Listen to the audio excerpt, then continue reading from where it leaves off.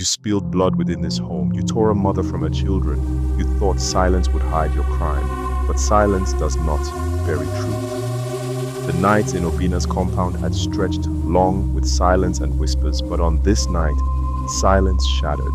It began with a cold wind sweeping through the huts, though the air had been still all day. The red earth seemed to tremble beneath bare feet. The children stirred in their sleep, murmuring softly, as if already aware that their mother's presence was near.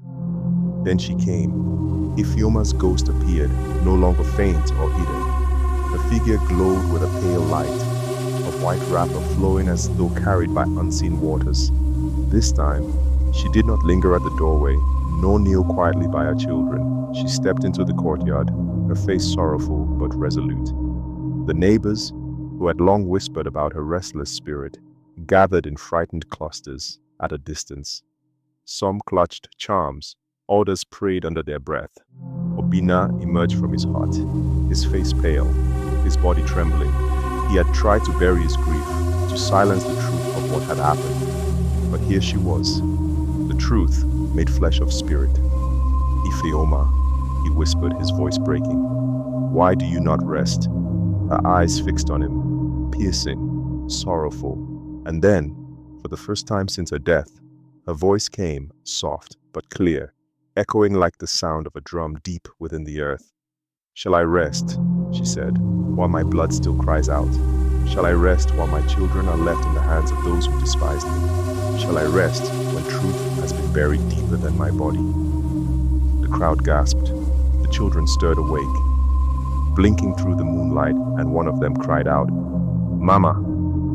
They reached their hands toward her, and though no flesh met flesh, the air warmed around their tiny fingers. Ngozi, the first wife, stumbled out of her hut. Her face, once hardened by pride, was pale with terror. She still carried the shadow of the day. She struck Ifeoma down. Her lips quivered, but no words came.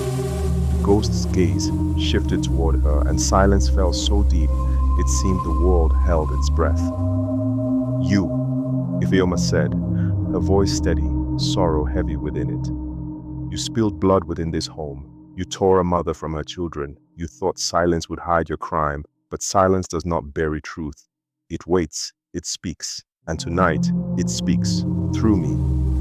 Ngozi dropped to her knees, clutching the earth. "Spirits, forgive me. I was blinded by anger, by jealousy. I did not mean..." But Ifeoma's ghost raised a hand, silencing her. "You did not mean? Yet I am gone. My children cry each night, reaching for a breast that will never feed them again. Do you not see? This house is cursed by the blood you spilled." The neighbors murmured in fear. Some shouted, "Confess! Confess before the gods! Strike us all!" Obina collapsed to his knees, his face wet with tears. "What must I do, Ifeoma? Tell me, and I will do it. Free us from this torment." The ghost turned her eyes to him, softer now. "Protect my children. Do not let them grow in the shadow of hatred. Tell them my story, not the lies, not the whispers, but the truth. Let them know their mother's love was greater than her pain, and let justice be done, for only then will I rest." With those words, her figure began to fade, her glow dimming like a dying flame. The children cried out, reaching for her again, but she whispered gently, "I am with you, always." And then, she was gone. The courtyard remained still, but not empty. A weight had lifted, replaced by a heavier truth. The neighbors scattered, shaken by what they had witnessed. Obina sat in the red dust, his heart heavy. Ngozi knelt in tears, knowing that the world had heard her guilt. And the children, too young to understand, clung to each other, whispering their mother's name. From that night, there was no peace in the compound, not until justice was faced, not until Ifeoma's final wish was fulfilled. The ghost had spoken, and her words would change everything.